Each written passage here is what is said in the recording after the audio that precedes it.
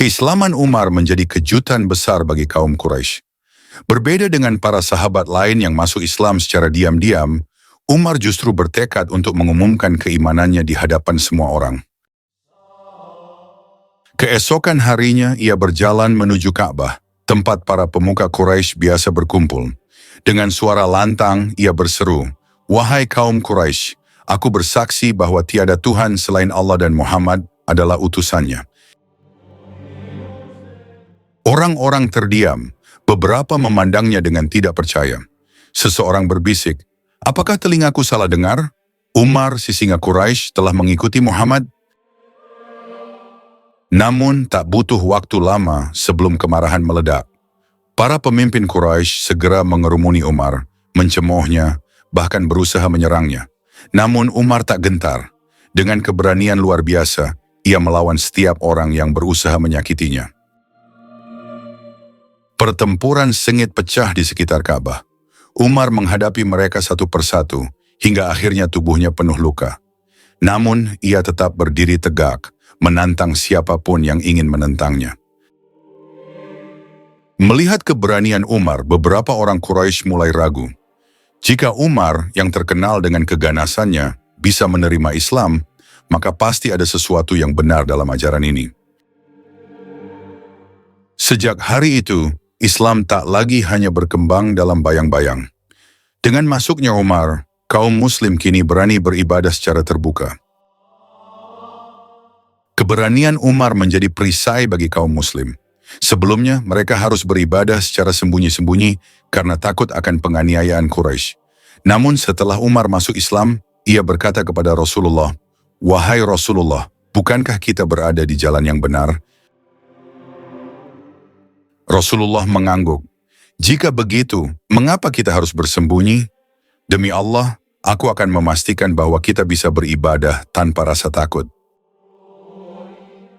Dengan semangat membara, Umar memimpin rombongan Muslim menuju Ka'bah. Untuk pertama kalinya, mereka melakukan salat berjamaah di depan mata kaum Quraisy. Orang-orang Quraisy hanya bisa menatap dengan kemarahan, tetapi tak ada yang berani menghadang. Umar berdiri di garis depan, menjaga Rasulullah dan para sahabat. Sejak saat itu, ia mendapat julukan Al-Faruq, yang berarti pembeda antara kebenaran dan kebatilan. Keberaniannya dalam membela Islam membuatnya menjadi salah satu sosok yang paling disegani oleh musuh maupun sahabat. Namun dengan keteguhan iman, datang pula ujian yang lebih besar. Quraisy semakin gencar menyiksa kaum Muslim. Beberapa sahabat dipukul, disiksa, bahkan dibunuh karena keimanan mereka. Umar tak tinggal diam. Dengan kekuatan dan pengaruhnya, ia mencoba melindungi kaum Muslim sebisa mungkin. Namun jumlah mereka masih sedikit dibandingkan dengan kaum Quraisy yang berkuasa. Rasulullah akhirnya mengambil keputusan besar, hijrah ke Madinah. Umar menjadi salah satu sahabat yang paling berperan dalam mempersiapkan hijrah ini. Berbeda dengan yang lain yang pergi secara diam-diam, Umar mengumumkan keberangkatannya dengan gagah berani. Di hadapan kaum Quraisy ia berseru, "Barang siapa yang ingin ibunya kehilangan anaknya atau istrinya menjadi janda, maka hadanglah aku di perjalanan menuju Madinah." Tak ada satu pun yang berani menghalangi Umar. Perjalanan hijrah menjadi babak baru dalam perjuangannya. Ia bukan lagi sekadar seorang pendekar yang disegani, tetapi telah menjadi pilar utama dalam membangun masyarakat Islam yang baru. Di Madinah, ia terus mendampingi Rasulullah dalam setiap peperangan, menegakkan keadilan, dan memastikan bahwa Islam berkembang dengan kuat. Namun, perjalanannya masih panjang. Umar belum mengetahui bahwa takdir telah menuliskan namanya sebagai salah satu pemimpin terbesar dalam sejarah Islam. Setelah wafatnya Khalifah Abu Bakar Ash-Shiddiq, umat Islam menghadapi pertanyaan besar. Siapakah yang akan melanjutkan kepemimpinan? Dengan suara bulat, para sahabat memilih Umar bin Khattab sebagai khalifah kedua. Namun ketika kabar ini sampai ke telinga Umar, ia gemetar. Matanya menatap kosong ke arah langit, seakan menyadari betapa besar tanggung jawab yang kini berada di pundaknya. "Demi Allah, aku bukan yang terbaik di antara kalian," kata Umar dengan rendah hati. Tetapi para sahabat tahu bahwa tak ada sosok yang lebih pantas dari dirinya.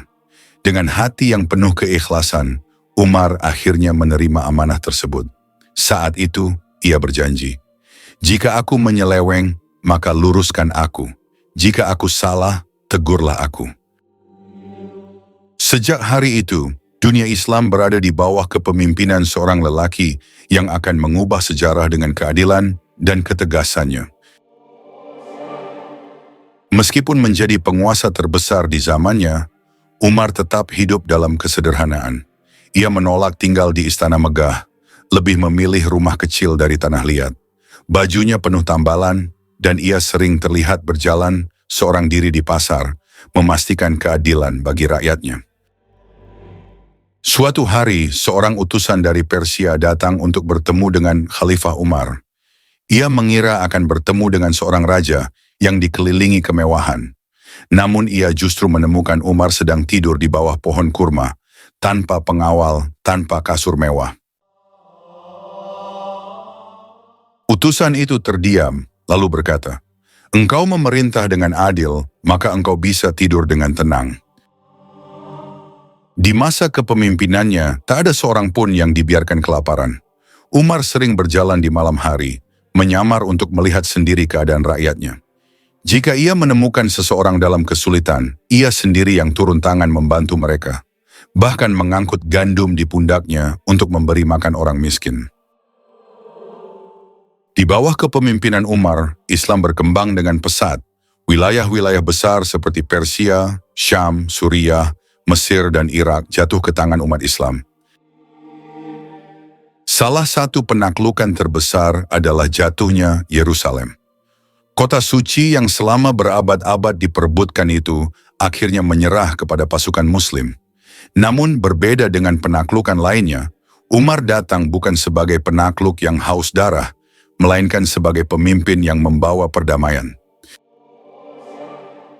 Ketika pendeta dan pemimpin Kristen Yerusalem meminta Umar datang sendiri untuk menerima kunci kota, ia datang dengan pakaian sederhana, hanya ditemani seorang pelayan. Penduduk Yerusalem terkejut melihat betapa rendah hatinya pemimpin kaum Muslim. Ketika waktu salat tiba, mereka mempersilakan Umar untuk salat di dalam gereja makam suci. Namun Umar menolaknya dengan lembut. "Jika aku salat di sini, nanti kaum Muslim mungkin akan mengubah gereja ini menjadi masjid." Sebagai gantinya, Umar salat di luar gereja, di tempat yang kini dikenal sebagai Masjid Umar.